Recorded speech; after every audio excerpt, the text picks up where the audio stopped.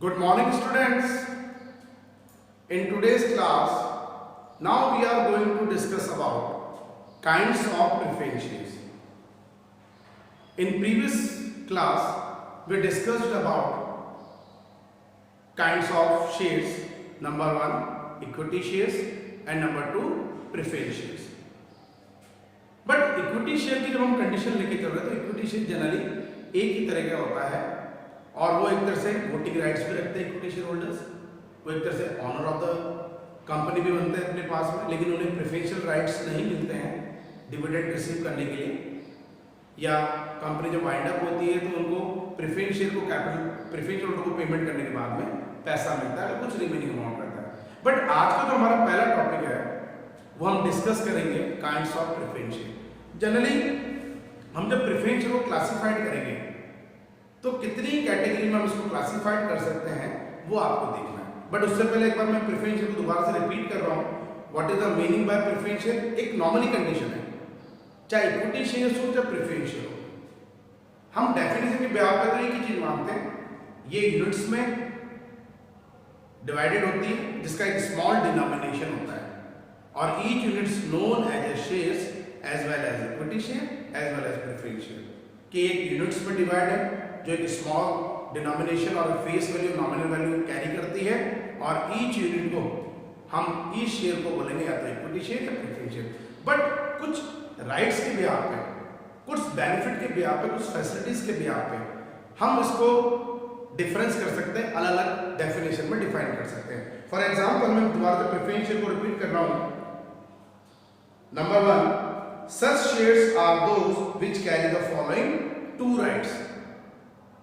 ये हमने previous video में डिस्कस किया था, आप दोबारा डिस्कस कर रहे हैं।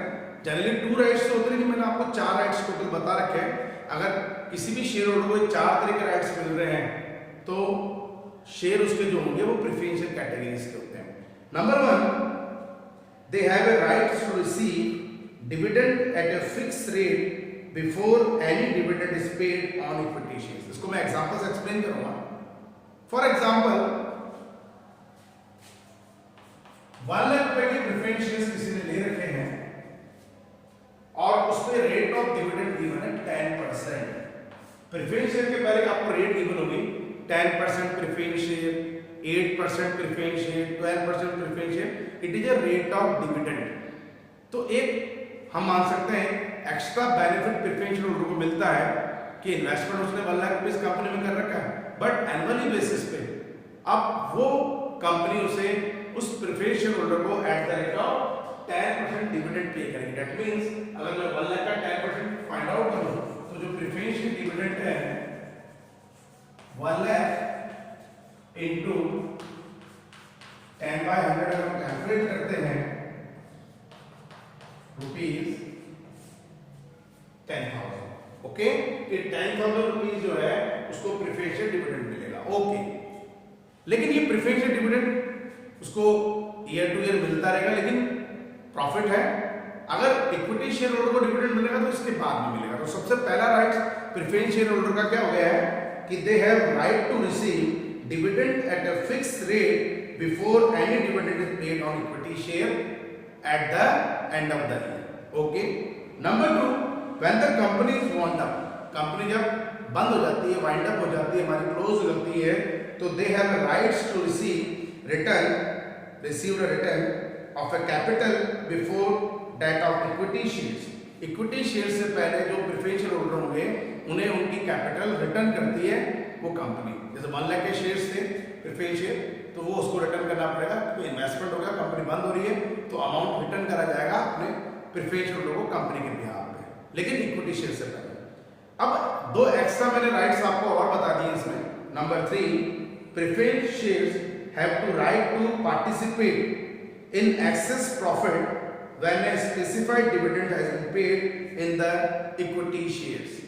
ये जनरली कम्युनिटी प्रेफरेंस होल्डर जो हम टॉपिक क्लियर करेंगे उसका पार्ट है कि अगर किसी भी कंपनी को कोई एक्स्ट्रा बेनिफिट हो रहा है, एक्सेस में प्रॉफिट हो रहा है, तो preference share holder have extra dividend after equity shares holder. Number 4 and final, preference share have to right to receive a premium at the time of redemption। What is the meaning bye redemption? Redemption mean repayment facilities should be provided by company to their preferential holder, that is known as redemption or repayment.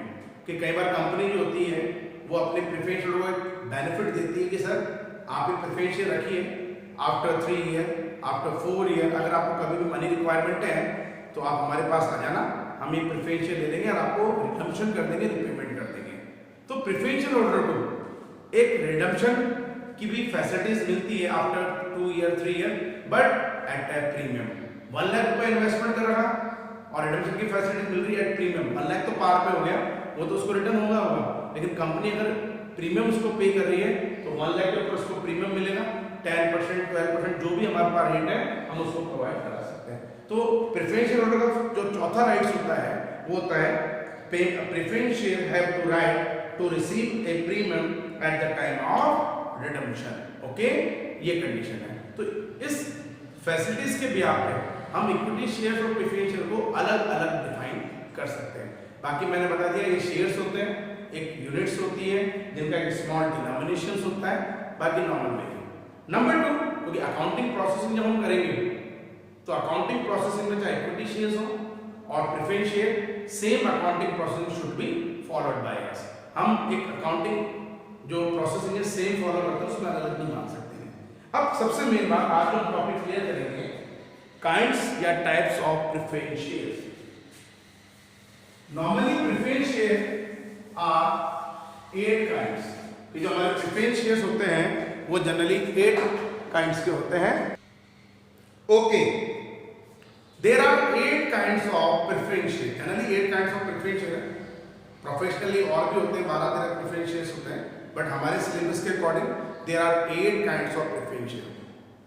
Mainly 4 preference share होते हैं, 4 उसके opposite होते हैं।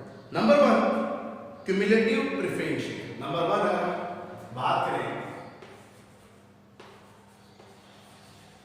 Cumulative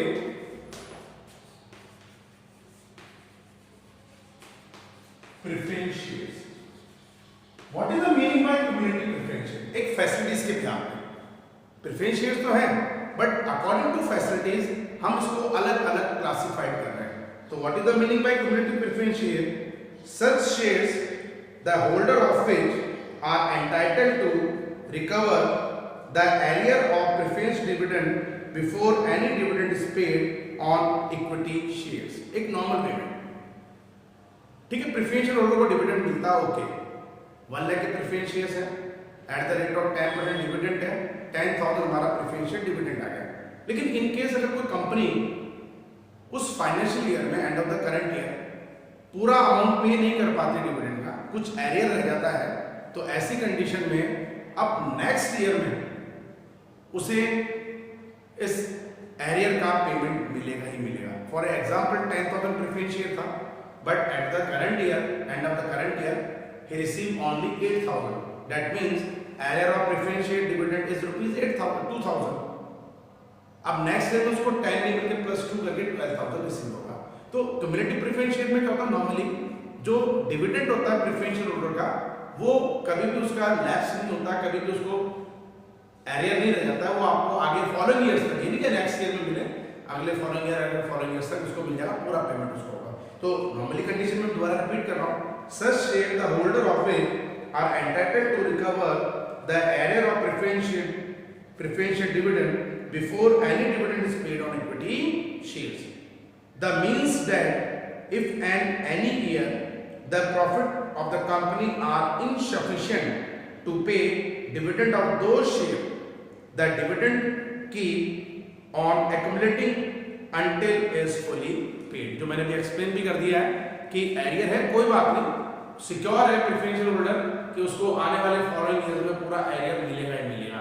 अब वो 1 year में मिले, 2 year में मिले, 3 ईयर में मिले, तो नो डाउट। तो इस तरह के जो प्रेफरेंशियल होते हैं जिसमें एरियर कंटिन्यूस को मिलता रहेगा, वो उसका एरियर जो है वो उसका लैप्स नहीं होता है, that is known as the cumulative preferential.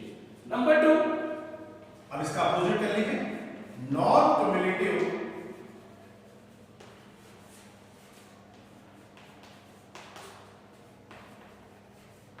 Preference shares. Number 1 cumulative और नंबर 2 मेनली तो चार ही पार्ट होते हैं, चार उसके अपोजिट होते हैं, cumulative and non cumulative. What is the meaning by non cumulative? Just first का अपोजिट कर लो, एरियर मिल गया तो मिल गया, नहीं मिला तो नेक्स्ट ईयर में उसकी कोई गारंटी नहीं है, नेक्स्ट ईयर में जो उसका एक्चुअल जो सेकंड ईयर का है वो इसको मिलेगा। तो non cumulative preference share, the holder of such share gate a fix amount of dividend out of the profit of the each year. If no dividend is declared in any year due to any reason, such shareholder get nothing, nor can they claim unpaid dividend for any year in any subsequent years. वही condition, अगर उसको profit, अगर कोई company profit earn कर रही है तब तो डिविडेंड मिल गया, अगर पूरा डिविडेंड नहीं मिल पा रहा, कुछ एरियर होगा, तो ये कंपनी की गारंटी नहीं है कि हम आपको नेक्स्ट ईयर में पेमेंट कर देंगे। तो दोबारा रिपीट कर रहा हूं मैं इसको, the holders of the such share get a fixed amount of dividend out of profit of the each year.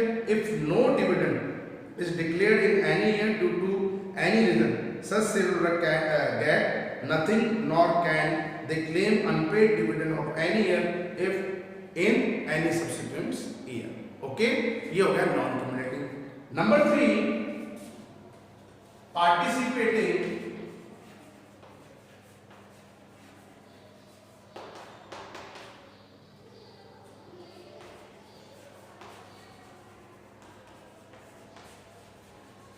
preference shares. What is the meaning by participating preference share? एक एक्स्ट्रा बेनिफिट मिला,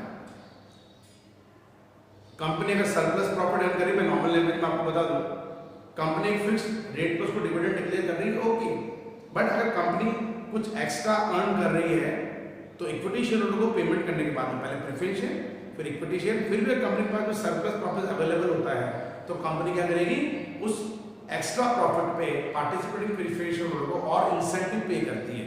वो normal rate से अलग होगी, normal rate अगर 10% है तो 2%, 3% जो भी होता है वो एक्स्ट्रा, तो वो होते हैं कि अपने पास में पार्टिसिपेटिंग प्रेफरेंस। इसको मैं नॉर्मल लैंग्वेज में बोलता हूँ सिस्टमैटिक फॉर्म में, such shares in addition to the fixed preference dividend carry a right to participate in the surplus profit if any after dividend at the agreed rate has been paid on equity shares।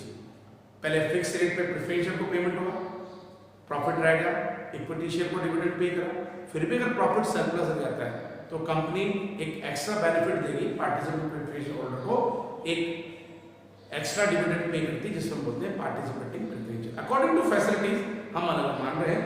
Number 4, अब इसका opposite non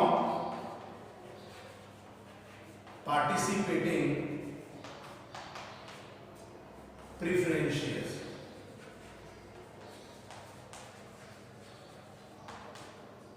non participating preference share जिसपे extra benefit होने पे, कोई भी surplus होने पे कोई भी डिविडेंड नहीं मिलता, वो नॉन पार्टिसिपेटिंग है। अब सिस्टमैटिक वे में, such share get only a fixed rate of dividend every year and do not carry a rights to participate in the surplus profit or in any surplus on the winding month। Company के ये share holder किसी भी तरह का और extra profit में कोई भी पार्टिसिपेट नहीं कर सकते हैं कि एक्स्ट्रा हमको डिविडेंड दीजिए, and that is known as a non participating preference share.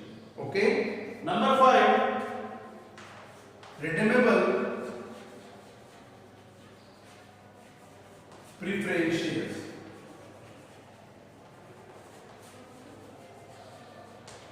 Redeemable preference share, redeemable मतलब रिडेम्पशन की फैसिलिटीज मिलना, रिपेमेंट की फैसिलिटीज मिलना, कि ऐसे प्रेफरेंस शेयर होल्डर को एक स्पेसिफाइड टाइम ड्यूरेशन तक कंपनी एक फैसिलिटीज देती है टाइम के बाद में कि आप चाहें तो मनी रिक्वायरमेंट है हमारे पास आ जाइए, ये प्रेफरेंस शेयर हमें दी जाइए और उसके बदले में आप पैसा ले लीजिए। ये हमने एक नॉर्मल लैंग्वेज में करी है, अब इसको हम सिस्टमैटिक मैनर में अगर फॉलो करें, such shares are those which will be repaid और redemption or redeemable by the company on or earlier than a certain period in accordance to the terms of the issue of shares।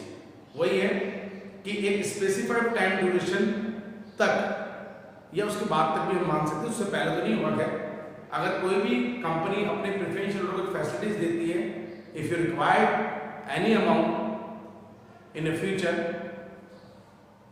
Preference share should be redemption by the company, repayment की facility मिल जाती है, that is known as a redeemable preference share. Number 6, irredeemable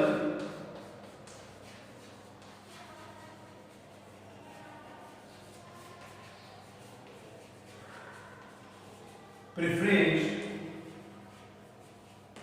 shares। What is the meaning by irredeemable preference share? जिसमें कोई redemption की facilities नहीं, repayment की facilities नहीं है। तो such shares are those the capital of which cannot be refunded before winding up, मतलब company winding up से पहले कोई फैसिलिटी देगी, हम आपको रिपेमेंट करेंगे। जबकि रिडीमेबल में क्या होता है, वाइंडिंग अप से पहले भी कंपनी अपने प्रेफरेंस शेयर को अमाउंट रिटर्न कर सकती है, रिडम्पशन कर सकती है, रिपेमेंट कर सकती है। बट इनरिडीमेबल में जब तक कंपनी वाइंडिंग अप नहीं होगी, वो उस प्रेफरेंस शेयर का अमाउंट रिटर्न नहीं करेगी। It is known as irredeemable preference share. But सबसे इंपॉर्टेंट चीज, अकॉर्डिंग टू कंपनी एक्ट 2013 और 14, any kind of company should not be issued these kind of shares. कोई भी कंपनी एक्ट 2013 और 14 के अकॉर्डिंग इस तरह के शेयर इशू आप प्रैक्टिकली प्रेजेंटली इशू नहीं कर सकती, रिडीमेबल ही होना चाहिए, इनरिडीमेबल नहीं। तो प्रैक्टिकल फॉर्म में हम जब अकाउंटिंग में बात करें, अकाउंटिंग प्रोसेसिंग में ये एप्लीकेबल नहीं होगा। नंबर 7 जो हम पॉइंट करके चलेंगे, that is convertible preference share. Convertible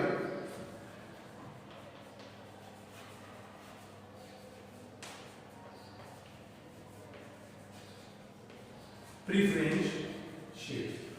what is the meaning bye convertible? जिनको आप कन्वर्ट कर सकते हैं, ऐसे प्रेफरेंस शेयर होल्डर जिनको फैसिलिटी मिलती है, जैसे हम मार्केट में देखते हैं, चीज पसंद आए तो रख लेना सर, नहीं तो उसकी जगह रिप्लेस कर देंगे, तो ठीक है। कंपनी भी बोलती है कि अगर आपको प्रेफरेंस शेयर अच्छे लगे तो ठीक है, आप रखिए। आपको लगता है नहीं आप डिविडेंड कम मिल रहा है कुछ है, तो आप उसको कन्वर्ट करा सकते हैं नए इक्विटी शेयर्स में और प्रेफरेंस शेयर में। These are known as a convertible preference share. अब एक सिस्टमैटिक मैनर में, holders of these shares have a right to get their preference share converted into equity share at their option according to the terms of issue। कि हम preference share according to issue के, मतलब issue share के time पे ये rights उसको मिल जाएंगे, ये फैसिलिटी उसको मिल जाएंगी कि अगर आपको लगता है कि ठीक है ये प्रेफरेंस शेयर बढ़िया है, रेट ऑफ डिविडेंड ठीक है, तो आप रखिए। Otherwise you should be convert in a new preference share और इक्विटी शेयर्स। आप इसको कन्वर्ट करवा सकते हैं इक्विटी शेयर और प्रेफरेंस शेयर में। These are known as a convertible preference share. Number 8 and final जो हम लेके चलेंगे, non convertible preference share. Non convertible